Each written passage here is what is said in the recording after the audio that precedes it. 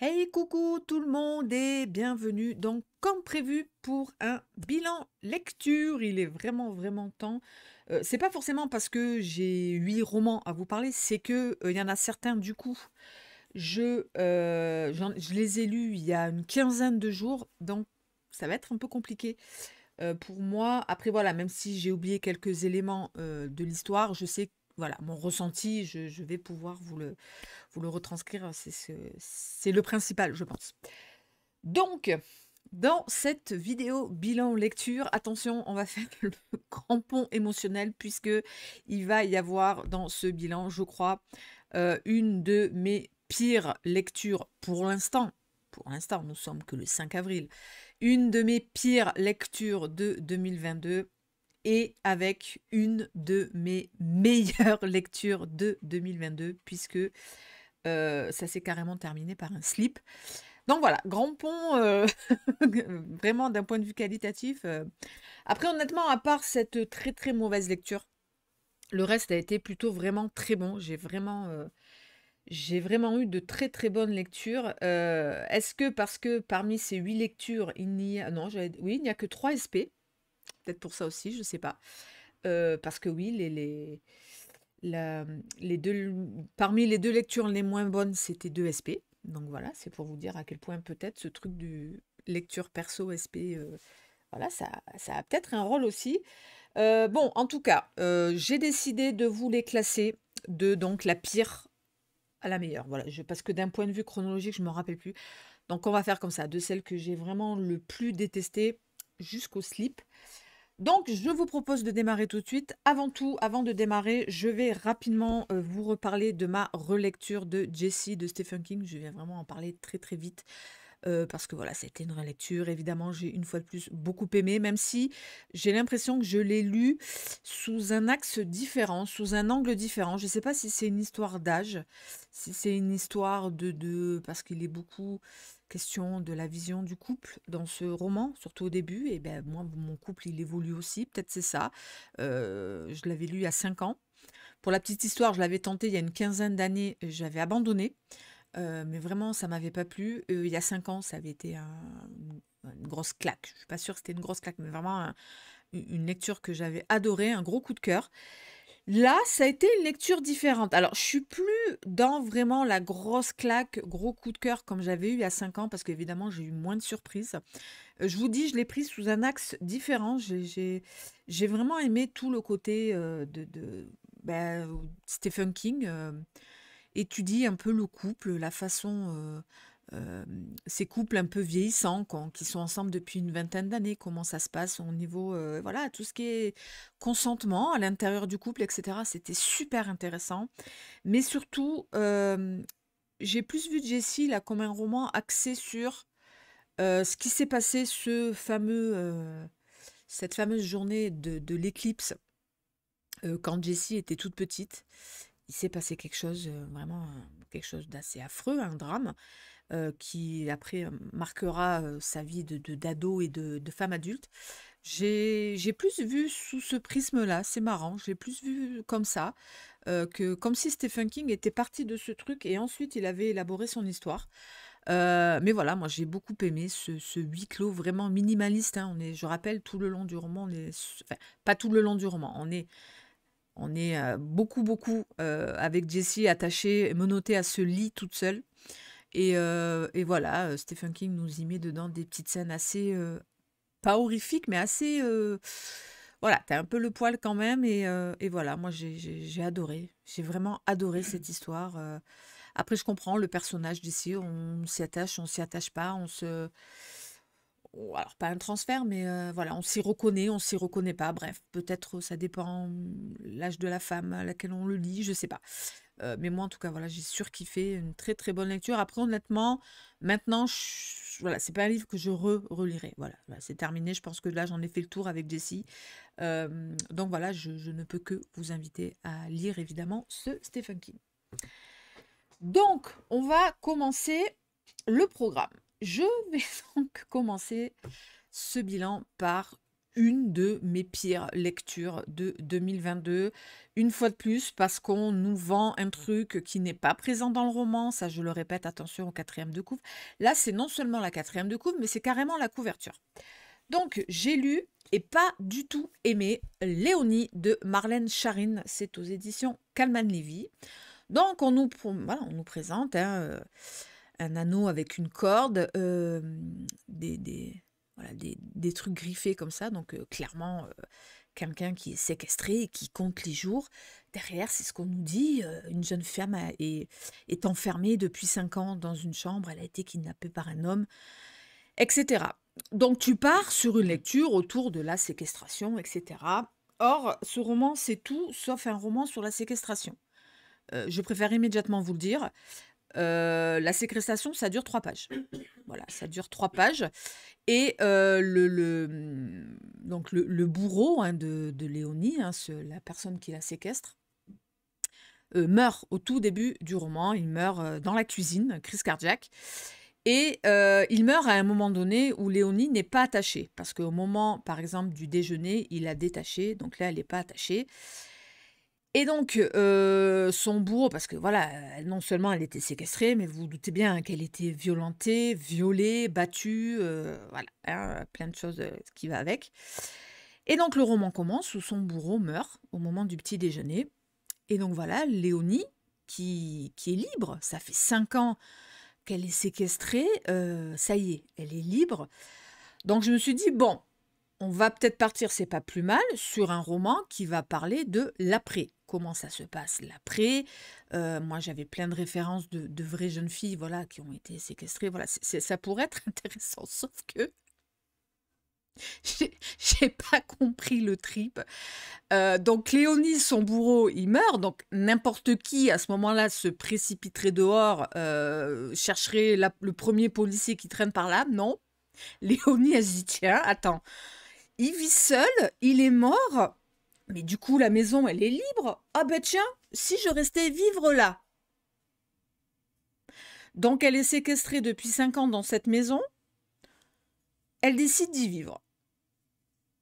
Moi, je veux bien. Donc, le niveau crédibilité, déjà, il monte d'un cran. Alors, on va me dire, ouais, mais Sèvres, bon, ça peut arriver, même si c'est infini, même si c'est le 0,001% qui réagirait comme ça, c'est peut-être intéressant de le voir. Oui, mais non. Oui, mais non, parce que je trouve que tout est très mal abordé dans ce roman. Moi, je trouve que la psychologie, ça collait pas du tout, ça sonnait faux. C'était vraiment un niveau d'invraisemblance pour moi très élevé. En plus, il va se passer des choses. Il va carrément y avoir une coloc dans cet appartement. Tout est normal, évidemment, elle va trouver des sacs rempli de pognon, tout est normal, oui, voilà. C'était un peu la fête à neuneux, cette libération. Donc du coup, on n'a pas la thématique de la séquestration. On vend le syndrome de Stockholm, pas du tout, il n'est pas du tout expliqué. Je trouve que le peu qu'il y a, c'est très mal abordé. Et cette thématique de l'après est aussi très mal abordée parce que invraisemblable. Honnêtement, on est tombé vraiment. J'ai jamais lu un roman auquel je croyais si peu. En plus, à côté de ça, on part sur une enquête policière hyper brouillonne, hyper mal amenée. Je crois quand même que le top niveau de ce roman, c'est vraiment... je ne croyais... C'est même pas en page, c'est vraiment chaque ligne. Je ne croyais en aucune des lignes que je lisais. C'était... franchement, pour moi, c'était très mauvais. Voilà, il n'y a rien qui va dans ce roman. L'écriture, c'est pas forcément ça le pire, l'écriture est restée plutôt classique, mais c'est vraiment les personnages qui étaient absolument invraisemblables avec un manque de crédibilité totale. Du coup, l'histoire était complètement pas du tout crédible. Les ramifications entre les personnages, t'y crois pas une seconde. Les réactions de cette fille, tu n'y crois pas une seconde, ce qu'elle va faire dans cette maison, habiter cette maison, faire une colocation... voilà, rien ne va pour moi dans ce truc. Je n'y ai absolument jamais cru. Et c'est un gros flop monumental pour moi. vraiment, au-delà du fait que je pensais lire un truc sur la séquestration, moi je vous dis, j'étais prête à partir. Bon, bah tant pis, c'est pas sur la séquestration, bon, bah c'est sur l'après, ça peut être intéressant aussi, mais pas du tout. Même ça a été super mal foutu. Waouh, ça a été vraiment une lecture hyper laborieuse pour moi. Je me suis accrochée à la fin en me disant, allez, peut-être mais même, tout est tellement invraisemblable, c'était juste pas possible. C'était juste pas possible. Et voilà, ça a été une lecture très très complexe. Alors je sais, une fois de plus, on va me dire, mais Sève, si tu as très vite compris que ça ne le faisait pas, pourquoi tu n'as pas abandonné? Ben, j'ai continué, j'ai persisté. Alors, d'une, parce que je le lisais en LC avec une copine, et de deux, ben, parce que comme ça, je me sens beaucoup plus crédible devant vous, là, aujourd'hui, du fait d'avoir été jusqu'à la fin, de vous dire, ben non, ben pour moi, jusqu'à la fin, ça a été mauvais. Et clairement, je n'aime pas dire ça, c'est une phrase que je n'aime pas dire, mais moi, honnêtement, je ne vous le conseille pas. Voilà, après chacun fait ce qu'il veut. Ça reste évidemment mon humble avis, je le répète tout le temps, c'est pas quelque chose de très sympatoche à faire, d'arriver la gueule en cul de poule et de vous dire: «Ah ben moi j'ai détesté ce roman, honnêtement je m'en passerai», mais je me suis fait moi un point d'orgue de vous parler ici d'absolument toutes mes lectures. Celle-ci en faisait partie, donc ben, je vous en ai parlé. Et puis voilà, après, chacun, évidemment, à faire son propre avis sur sa lecture. Je connais des amis qui ont aimé. C'est plus des amis depuis, mais non, je plaisante évidemment. Ce sont mes amis, ils ont le droit d'aimer. Et tant mieux, moi, je répète, tant mieux pour eux. Moi, quand je lis, je ne veux qu'une chose, c'est apprécier mon roman. Voilà, eux, ils l'ont apprécié, tant mieux pour eux. Moi, ça l'a pas fait, tant pis. Perte de temps, c'est pas rien. C'est pas grave. Ensuite, un deuxième où je suis un peu déçue. Ouais, je suis un peu mitigée. Donc, on a lu avec les copains. On a fait une LC autour de Richard Powers. Donc, moi, j'ai lu Sidération, que mon chéri m'avait offert pour la Saint-Valentin. Et vous voyez, il n'y a qu'un post-it. Voilà, voilà, je pense que le post-it, hein, ça, voilà, aucun post-it. Hein, voilà. Un post-it. Vous savez que, normalement, dans mon degré de lecture, plus il y a de post-it, plus j'ai surkiffé. Je suis un peu... Alors, ça n'a pas été une catastrophe de lecture parce que Richard Powers, excuse-moi, j'ai un truc dans l'œil. Powers, il a vraiment ce truc dans l'écriture qui fait que c'est quand même vachement beau à lire, vachement agréable à lire. C'est, j'aime bien quand c'est comme ça, c'est de la belle écriture, mais pas chiante. Voilà, c'est vraiment pas pas chiant à lire. Je trouve que ça reste assez accessible, honnêtement, Richard Powers. Je l'ai trouvé plus accessible d'ailleurs que Le temps où nous chantions. Mais bizarrement, j'ai préféré l'histoire de Le temps où nous chantions. Là, c'est l'histoire qui m'a pas... Donc voilà, l'histoire de ce scientifique qui vient de perdre sa femme dans un accident de voiture. Et bah, du coup, il doit se débrouiller tout seul avec leur fils de 9 ans, un fils qui a plus ou moins un petit peu des troubles autistiques. On n'a pas trop su bien diagnostiquer ce qu'il avait. Je crois que c'est le trouble du spectre TSA, c'est ça, trouble du spectre autistique. Et donc, c'est un petit garçon assez compliqué voilà, c'est un peu compliqué pour le papa de gérer ce petit garçon. Il est sans cesse appelé par la maîtresse d'école. Ça n'a pas été le petit Robin. Le petit Robin a fait ci, a fait ça, il a été agressif, voilà. Voilà, c'est un peu le truc agressif, passif. Et c'est très compliqué pour ce papa. Ben, ce petit garçon, il est omnibulé par surtout ce que faisait sa maman. Sa maman qui était pour la cause animale. Elle avait créé des associations assez virulentes, hein, pour la cause animale. Et d'ailleurs, sa maman, elle est morte d'un accident de voiture en voulant éviter je sais plus quel animal passait à ce moment-là. En voulant l'éviter, ben, elle s'est pris un arbre, elle est morte. Voilà. Donc c'est quelque chose qui a assez traumatisé le gamin, qui lui milite aussi fortement pour la cause animale. D'ailleurs, j'ai beaucoup aimé ça dans ce roman. C'est vraiment très fortement sur la cause animale, la faune, la flore, la place de l'humain et ce que l'humain est irrémédiablement en train de faire à la planète. Tout ça, c'était super beau. Donc voilà, ce pauvre petit garçon qui inconsciemment veut prendre le relais, voilà, de ce que faisait sa maman. Il veut créer lui aussi une ONG, voilà, plein de trucs comme ça. Mais le papa, voilà, il galère un peu avec ce petit garçon assez parfois très colérique, très violent. Et du coup, il l'emmène faire parce que sa maman était folle de randonnée. Donc ils partent de temps en temps, une semaine en randonnée, et on va les suivre. Et un jour, un ami scientifique du papa va lui proposer un programme pour son fils qui lui permettrait peut-être de réussir à se poser, à gérer mieux ses émotions, et il va participer à ce programme, etc. Donc voilà, alors j'ai adoré le style, j'ai adoré les thématiques. On part un peu comme ça dans des raisonnements philosophicaux, écolo, politico, pas chiant, parce que je sais que ça fait toujours peur ces mots, pas chiant, franchement, très bien abordé à travers l'histoire de ce petit garçon et de ce papa.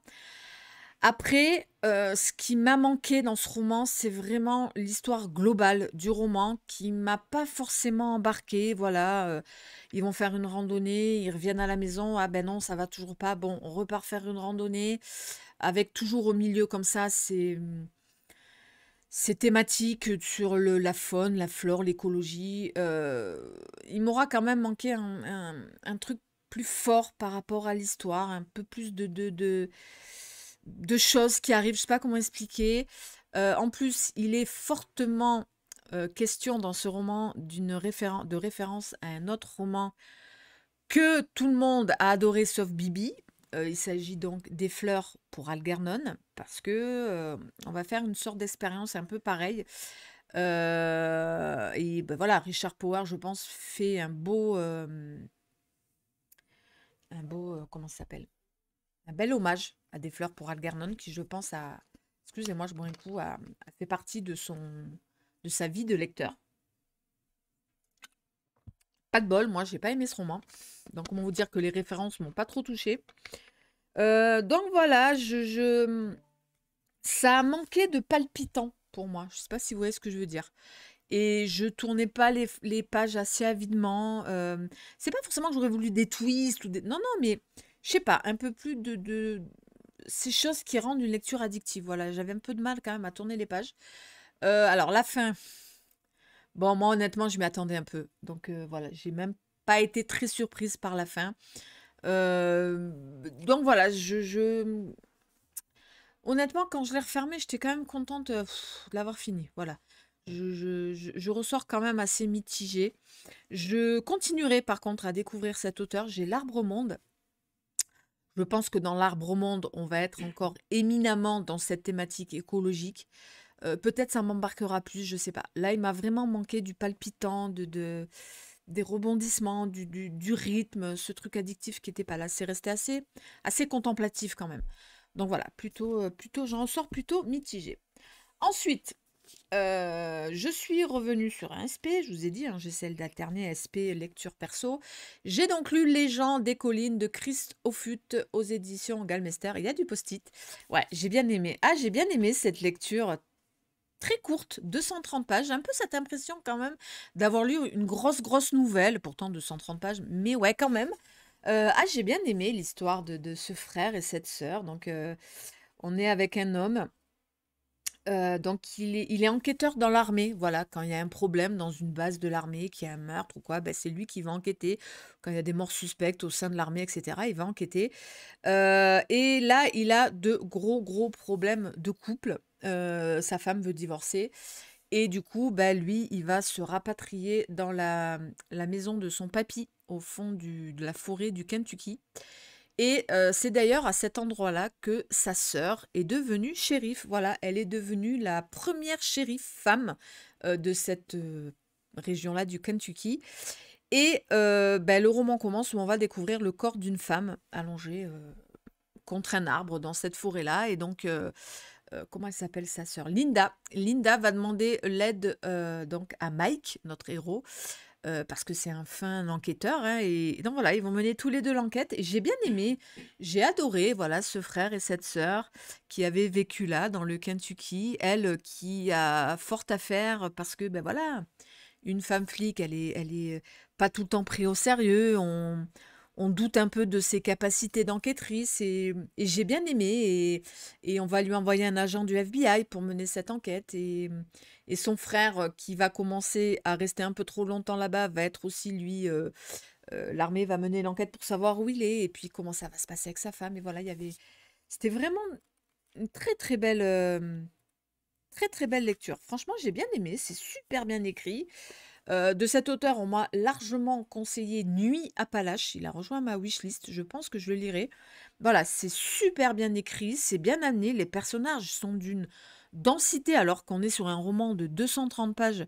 Les personnages sont d'une densité folle, voilà, parce que il y a quelques flashbacks où on va Linda et Mike quand ils étaient petits dans cette forêt du Kentucky. Et alors après, l'intrigue autour de la morte, c'est pas l'intrigue policière la plus folle que j'ai lue, mais je pense que le principal de ce roman, c'est pas forcément là. Voilà, c'est vraiment sur Mike et Linda et comment ils, voilà, ce frère et cette sœur dans ce Kentucky-là, entre la nostalgie du passé, de ce Kentucky d'avant, et puis ben, aujourd'hui, comment ça se passe avec la modernité. Et voilà, j'ai franchement passé un très très bon moment. On est pas loin du nature writing, mais plus, faut quand même le prendre plus comme une enquête policière. Voilà, faut vraiment le prendre comme ça, avec Mike qui va interroger les gens du patelin. Et voilà, j'ai beaucoup aimé. Franchement, j'ai passé un bon moment. Ensuite, un autre excellent moment de lecture avec le nouveau roman de Céline de Roigny que j'ai eu la chance de voir au Quai du Polar. Donc, il s'agit de la deuxième enquête de Céleste Ibard de Si Bonne Mère, donc toujours chez Presse de la Cité. Rappelez-vous, j'avais surkiffé les beaux mensonges. Alors, je vais être immédiatement honnête, j'ai largement préféré les beaux mensonges. Alors, toujours pareil, est-ce que c'est parce que c'était le tome 1, la découverte de Céleste ouh, je suis floue, non? Qu'est-ce qui s'est passé? Voilà. La découverte de ce personnage de Céleste, haut en couleur, comme ça. Peut-être, là, on est moins surpris. Là, surtout, on est vachement plus vraiment dans une enquête policière, vraiment du début à la fin, ce qui était le cas aussi dans le 1, mais là, vraiment, en plus, on est sur 2 enquêtes à la fois, donc on a 2 teams d'enquêteurs. Donc voilà, on oscille beaucoup avec beaucoup de policiers, d'enquêteurs, donc bah, forcément de témoins, de victimes. Et voilà, on est vraiment à fond dans le côté policier. Mais j'ai quand même passé franchement un chouette moment, ce personnage de Céleste en plus. Oh, il y a une scène d'intro, alors je peux pas trop dire parce que il faut quand même avoir lu le tome 1 pour savoir ce qui est arrivé à Céleste. Mais la scène 1, elle est assez, voilà, dès le départ, OK, t'en prends un peu pour ton grade, mais j'aime bien moi. J'aime bien les romans qui s'ouvrent comme ça sur une scène assez, alors pas forcément choc, mais voilà, une scène assez dure qui te remet bien en place, voilà, ce qui s'est passé avant. J'ai adoré. Et puis voilà, après on va partir donc dans une enquête, donc double enquête, je crois que c'est à Rennes et à Nantes. Ouais, Guérande, donc Rennes et Nantes, il me semble. Où on va avoir, on est face à un tueur qui tue des femmes et qui les, comment on dit, qui les éventre, mais qui enlève les viscères. Je sais plus comment ça s'appelle. Et on va se rendre compte donc qu'il y en a à Nantes, à Rennes, et donc voilà, les enquêteurs vont se mettre ensemble. Et alors là, par contre, l'enquête, elle est super palpitante. J'ai rien vu venir. Pourtant, quand même, quand j'y pense,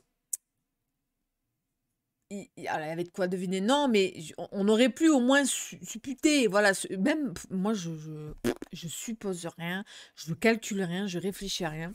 Du coup, je me le suis pris un peu dans la gueule quand même, le truc final. Ah ouais, je me suis quand même, putain, les 40-50 dernières pages, je me les suis bien pris quand même dans la tronche.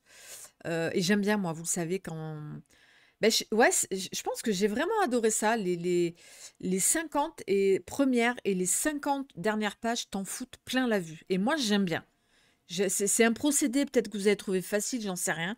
Mais moi, en tout cas, eh ben, j'ai adoré quand ça démarre fort et que ça termine fort. Voilà. Alors après, évidemment, le reste au milieu est aussi qualitatif, hein, mais vraiment, le boom du début et de la fin, ben, tu fermes le bouquin en disant waouh, putain, je m'en suis quand même bien pris la tranche. Après, c'est vrai qu'au milieu, ça reste une enquête policière assez classique. Ça, parfois, je trouvais que ça ronronnait un peu.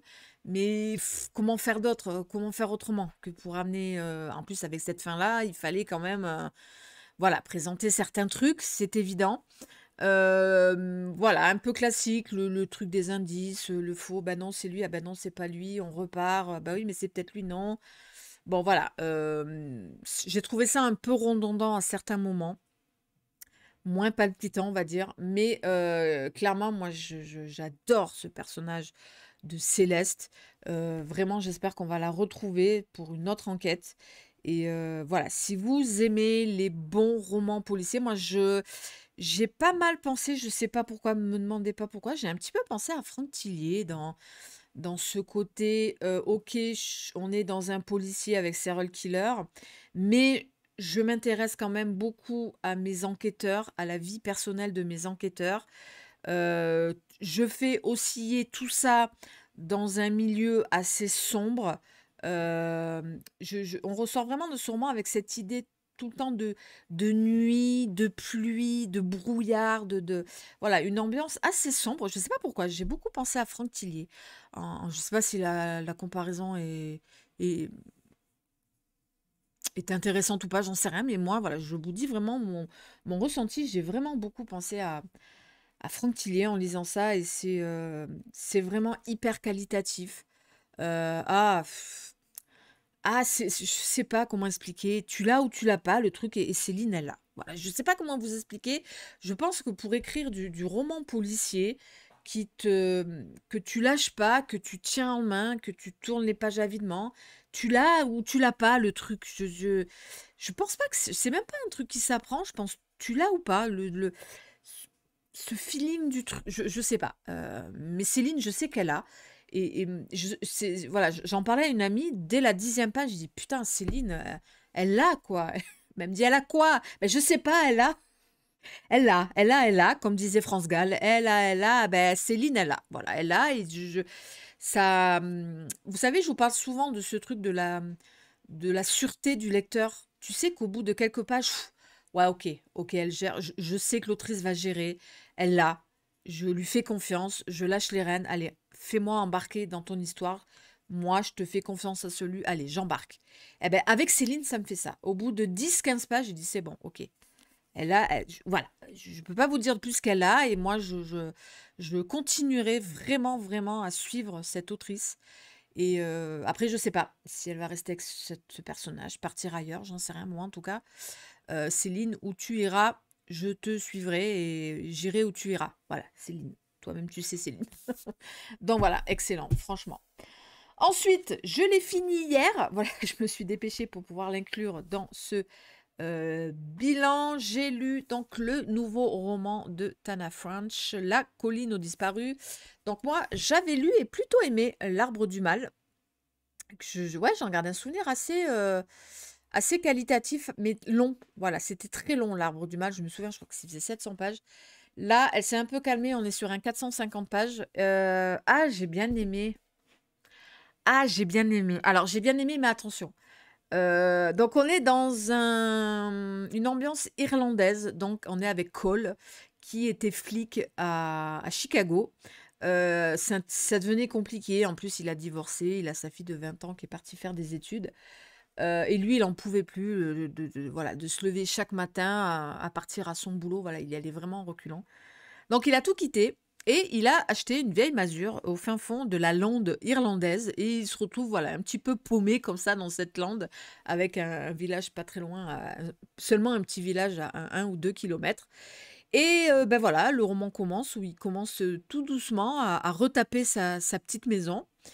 Et bah, il va faire connaissance avec les villageois, notamment un voisin qui vient souvent le voir, l'épicière, voilà, il fait connaissance un petit peu avec tout le monde jusqu'au jour où il va se rendre compte qu'il est espionné. Il est espionné par un petit garçon, Trey, enfin petit garçon, 13 ans, il a 13 ans, Trey. Donc c'est un petit garçon d'une famille qui habite pas très loin, une famille très dysfonctionnelle, vraiment dans la précarité puisque le papa s'est barré, la maman doit gérer toute seule les 6 gamins. Et Trey, il a appris que Cole était policier et du coup, Trey, il va demander. Donc voilà, une amitié va naître entre le petit garçon et Cole. Et un jour, Trey va oser dire à Cole, voilà, j'ai mon frère Brandon? Brendan? C'est un drôle de prénom, son frère. C'était pas Brandon. Je crois que c'est Brendan. Bon, on va l'appeler Bren. Voilà, j'ai mon frère Bren de 19 ans qui a disparu. On ne l'a jamais retrouvé. Ma mère, elle est sûre qu'il s'est barré. Et Trey dit, moi, je suis sûre que non. Il m'aurait pas laissé comme ça tout seul. Il m'aimait bien. Il m'aurait prévenu et il s'est passé quelque chose. Est-ce que tu peux mener l'enquête? Et Cole va tout doucement mener l'enquête. Donc, on va partir dans une simple enquête. Alors, attention. Ce roman, alors déjà j'ai du mal à trouver le terme. On va rester sur roman policier, même si bon c'est un ancien flic, donc on va rester sur roman policier. Il est très spécial, il est très calme, très zen. Ça a été une lecture tellement reposante qui arrivait au bon moment. J'avais lu des trucs assez trépignants et là je sais pas, c'est un des romans policiers les plus cool que j'ai lu parce qu'on voit Cole qui tout doucement retape sa maison, notamment un bureau qui retape dehors avec Trey. Donc ça va paraître peut-être parfois langoureux, même pour certains, mais l'autrice s'est fait un point d'honneur à vraiment accentuer son histoire sur les personnages. Mais vraiment, parce qu'après l'enquête sur Bren, ça va rester très classique, la fin va rester très classique. C'est voilà, à ne pas lire pour l'enquête palpitante, mais vraiment à lire si vous voulez un policier avec des personnages d'une profondeur extrême.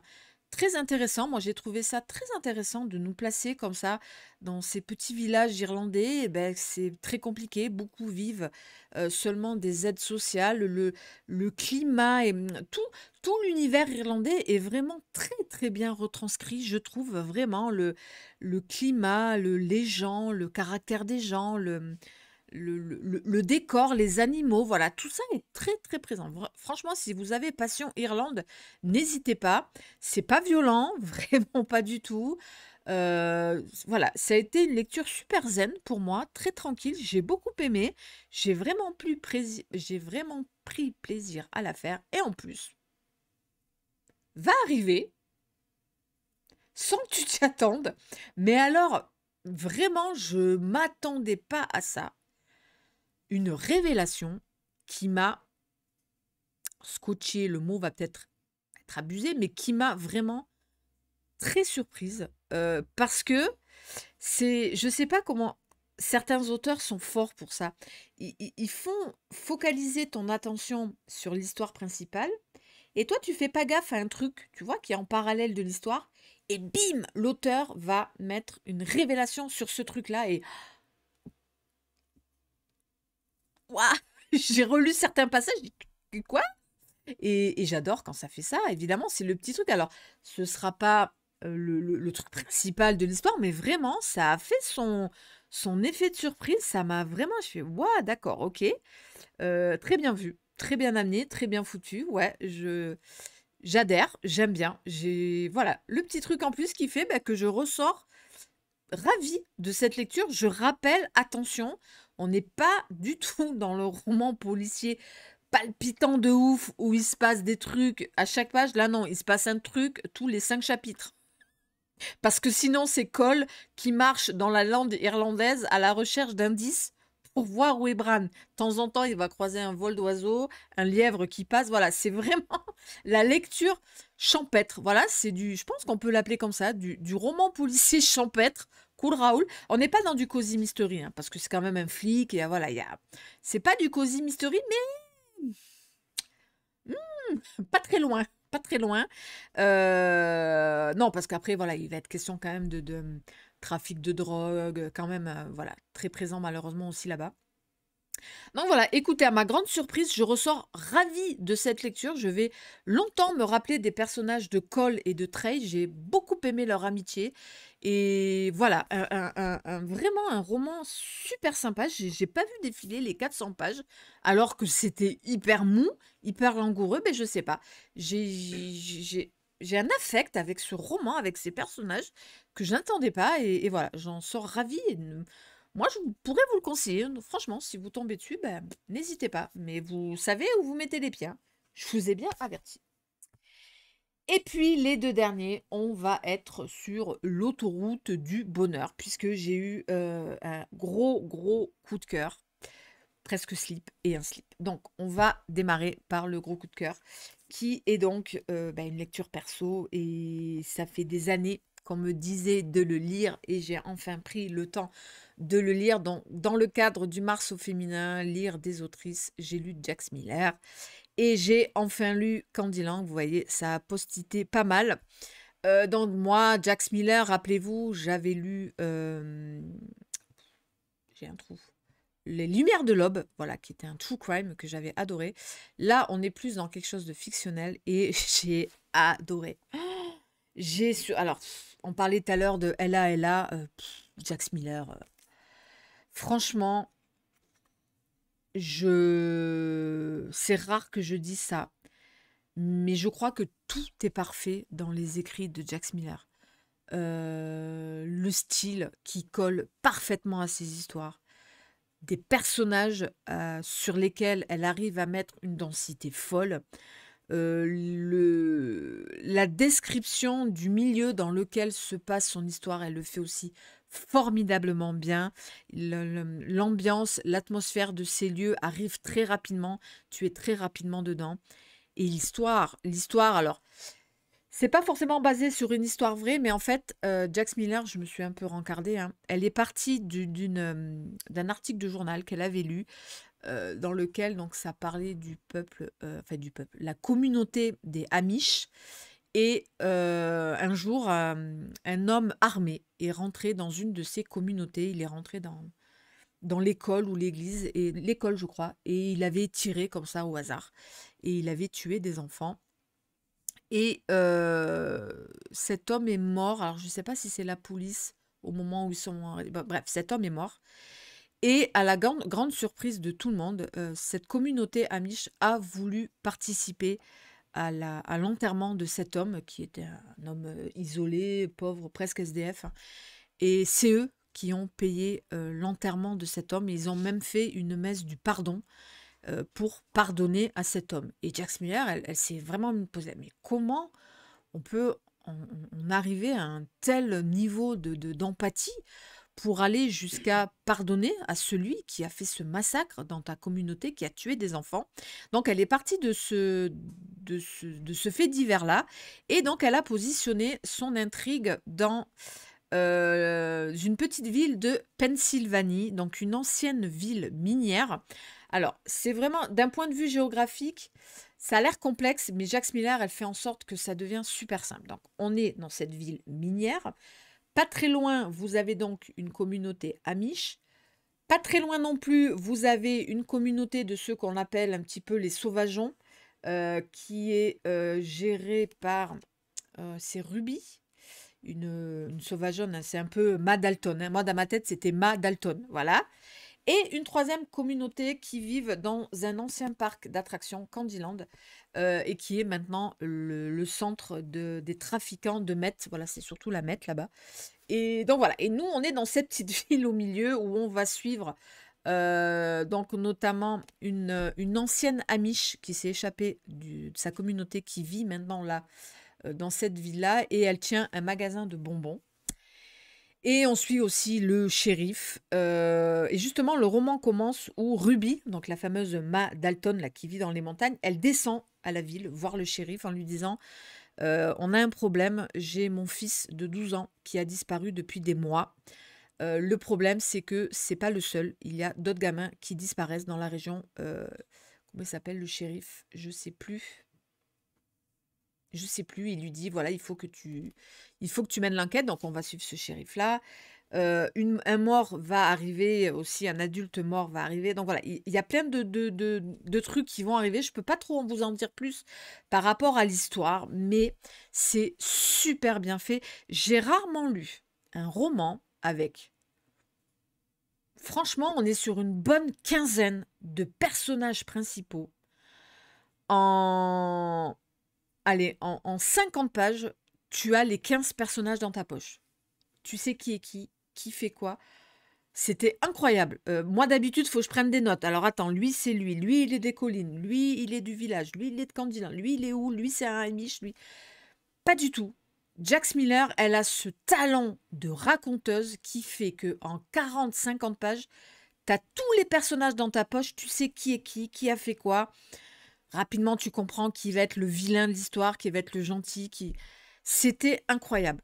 Quand je vous dis aussi qu'elle, elle a vraiment ce truc-là de raconteuse et t'es embarqué et enfin, lu d'une traite, ouais, je l'ai pratiquement lu d'une traite. J'ai lu les 600 pages d'une traite. C'était incroyable, c'était génial. Il y a un énorme jeu passé-présent. Il y a juste eu à un moment donné, peut-être une petite exagération dans les rebondissements. Voilà, moi, ça me gêne quand tu as un rebondissement, du rebondissement, du rebondissement. Là, Jax, il va peut-être falloir arrêter là parce que bah, après, tu crois plus. Une fois, deux fois, trois fois, stop. Voilà, c'est le tes limites. Mais c'était tellement génial que ça passe. C'est passé et c'était absolument magnifique comme lecture. Il y a absolument toutes les émotions humaines dans ce roman. L'amour, la haine, la rancœur, la vengeance, le, le désespoir, mais un peu d'humanité quand même et d'amour, voilà, d'amour. L'amitié aussi est très fortement présente. Ah, tous les sentiments humains sont là. C'est génial. Alors après, attention, ne pas forcément le lire si vous voulez lire quelque chose sur la communauté Amish. Finalement, on y est très peu. On y est par rapport à ce personnage de cette femme qui était jadis Amish, qui a encore une sœur qui est là-bas. Donc, on a quelques flashbacks, mais honnêtement, c'est très très peu. Je sais pas, sur les 600 pages du roman, allez, tu as 50 pages sur les Amish. Donc, à ne pas lire pour ça. Mais c'est présent. C'est quand même présent. De ci, de là, certains dialogues, etc. Et notamment, donc, un truc qui va se passer aussi autour d'un bébé. Et c'était génial, franchement. J'ai passé un excellent moment. C'est pour moi un gros coup de cœur. Pourquoi c'est pas un slip? Je pense que c'est pas un slip à cause de ça, à cause de ce trop à un moment donné. Il y a eu du trop. Voilà, il y a eu du trop. J'ai frôlé le. Oula, là, je commence à plus y croire. Attention, ça a frôlé. Mais c'était génial. Franchement, c'était génial. Je ne peux que vous conseiller de lire Jax Miller. Moi, le prochain que je vais me lire, ce sera Les Infâmes. J'ai très très hâte de lire son prochain, peu importe ce qu'elle va faire, du true crime, du fictionnel, du documentaire, je m'en fous, je lirai Jax Miller. Je vous dis, beaucoup de fois, à beaucoup de moments, je me disais, putain, mais c'est parfait ce qu'elle fait, j'ai rien à redire. J'ai rien à redire. L'écriture, les personnages, l'histoire, l'ambiance, les lieux, tout est parfait dans ce que fait Jax Miller, sauf ce petit truc-là que je vous dis. Mais ça reste franchement, voilà, après on s'en fout, gros coup de cœur, slip, vous l'aurez compris, ça a été une lecture génialissime que je vous recommande très fortement. C'est rare, je pense, que je vous dis que j'ai frôlé pour moi le roman parfait. C'est très rare que je vous le dise, mais là c'est le cas. Et voilà, n'hésitez pas à lire non seulement Jax Miller, mais plus précisément Candyland. Et puis, que vous dire que tu es le slip que je n'attendais pas. Mais alors bon, vous allez dire, bah, c'est normal. Si tu savais que c'est un slip, tu les lirais tous, oui. Donc voilà, je vais être obligée hein, de faire ma tête, tête de cul qui va avec slip. Mais alors, je m'y attendais pas, d'autant que la première moitié, ça a été un peu, pas compliqué, mais voilà, la surprise a été d'autant plus grande que j'ai pas surkiffé de ouf, on va dire, la première moitié. Donc, ce roman, on va arrêter le suspense. Il s'agit du roman suédois, Les Survivants, donc du suédois Alex Schulman, qui est sorti en début d'année chez Albin Michel. Je pense qu'il était sorti en janvier. Et quand j'ai vu les chroniques très positives des copains, je suis allée demander à Albin Michel s'il en restait. Il en restait un. Donc vraiment, mille merci Claire pour l'envoi de celui-là parce que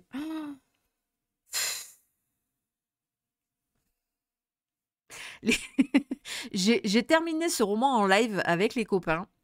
Alors que tout le monde était en train de lire, j'ai rallumé le micro pour leur montrer mon état dans lequel j'étais. Je dis voilà, la personne, comment elle est quand elle a un slip. Au moins, ils ont vu en direct live. Donc, dans ce roman, on est avec trois frères.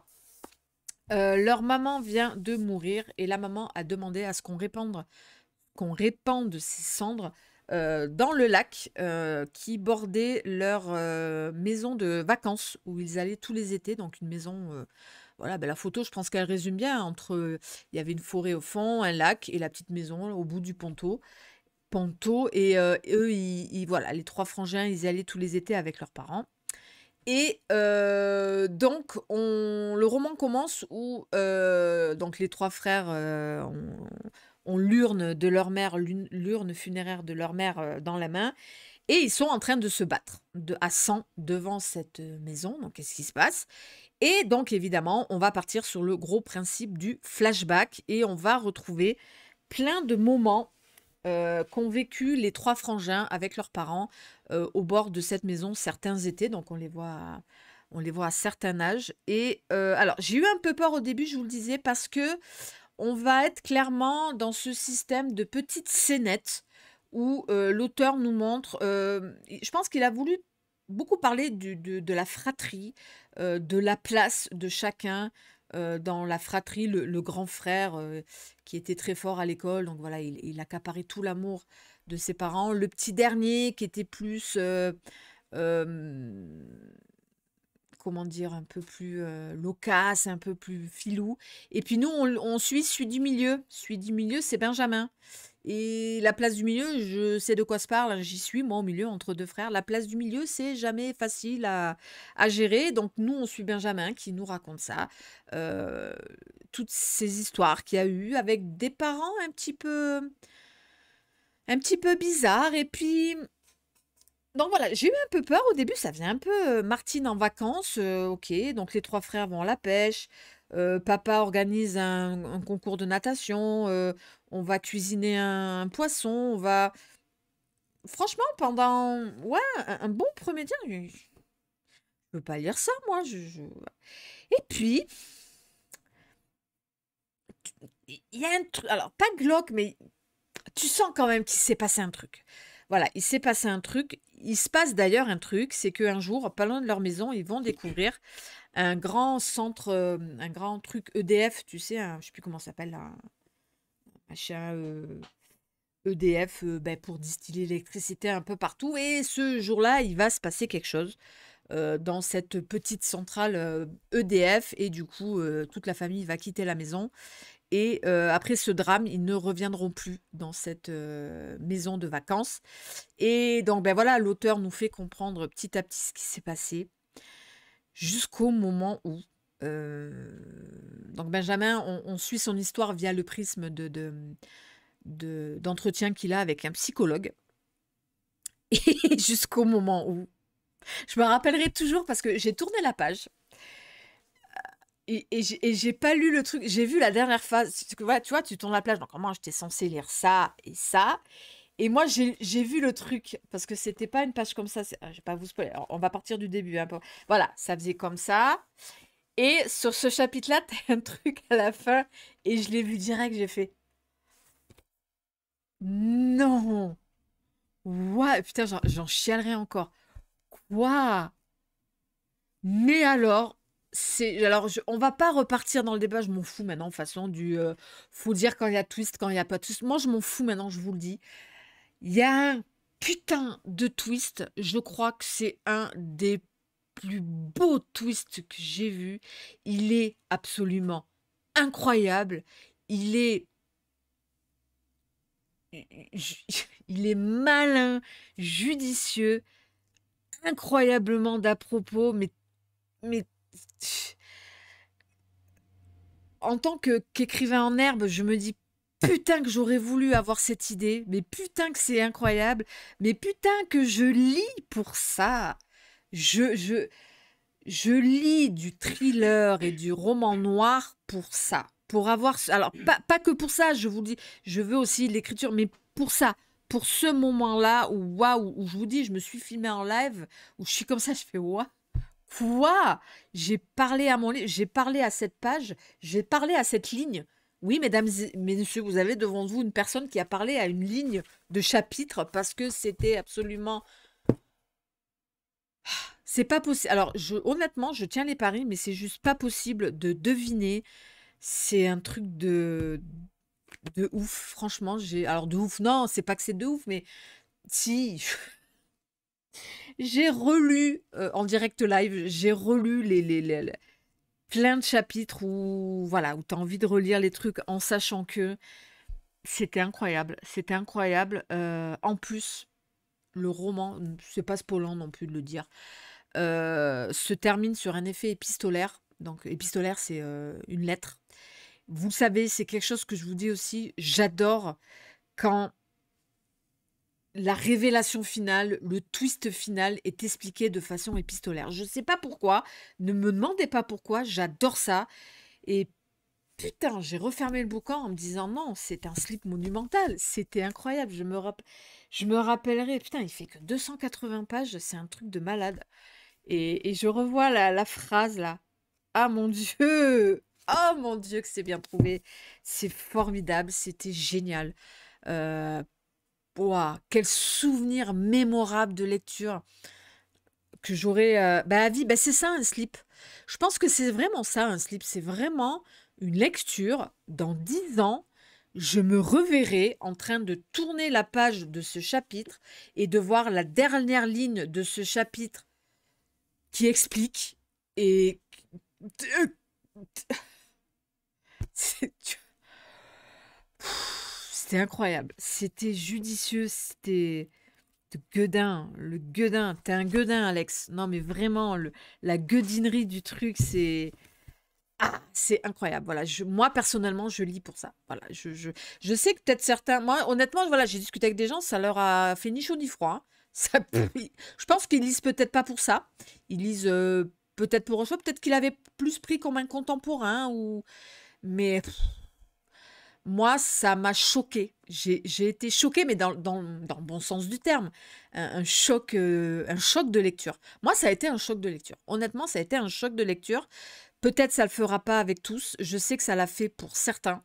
D'ailleurs, il me voyait un peu râler au début. Je dis, ah, mais c'est quoi? C'est Martine à la plage et tout. Et les copains me disent, mais non, Sève, fais-nous confiance, vas-y, tu vas en avoir pour ton. Et ils avaient raison. Et clac, et slip, et clac, et ça fait slip. Et que ça fait du bien d'avoir des lectures comme ça. En plus, en live, c'était absolument souvenir. Mais alors, celui-là, ça va être un souvenir. Mais alors, non seulement de 2022, je pense qu'il fera partie alors, on est qu'en avril, mais je pense qu'il fera clairement partie de mon top 3. Donc voilà, comment dire, si vous sentez que dans vos lectures, vous recherchez la même chose que moi, d'être retourné, d'être complètement ravagé, de vous retrouver le cul par terre, le slip sur la tête, je pense que si vous me suivez depuis un certain temps, vous voyez, moi, ce qui fait ça, ben, allez-y. Si vous lisez pour ça, comme moi, ce que vous recherchez les mêmes choses, allez-y parce que là, vous allez le trouver et c'était absolument incroyable. Et alors là, comment vous dire que je vais le relire celui-là. Et alors en plus, sous un autre axe, en sachant que. Donc voilà, je ne peux que vous conseiller Les Survivants d'Alex Schumann. Alors là, comment vous dire que je vais surveiller son... Bon, on a le temps, hein, il vient de sortir en janvier. Je vais le surveiller de Guedin. Voilà, sur ce, eh ben, j'en ai terminé, ça va, je pensais, enfin ça va, dit-elle, on est presque sur 1 heure. Mais bon, j'avais quand même 8 romans à vous parler. Écoutez, j'espère que ce bilan vous a plu. Moi, comme d'habitude, je me centre pas forcément sur les détails de l'histoire, mais plus sur un ressenti, vous expliquer ben, sur les lectures qui m'ont pas plu, qu'est-ce qui ne m'a pas plu, sur ce qui m'a plu, qu'est-ce qui m'a plu.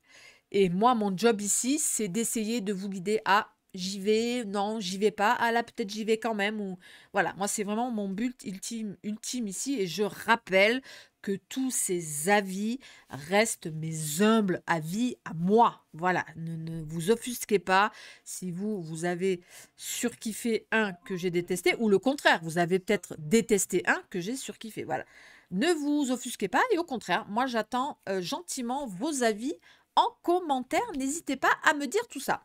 Sur ce, je vais vous laisser. On se retrouve quand? Aucune idée.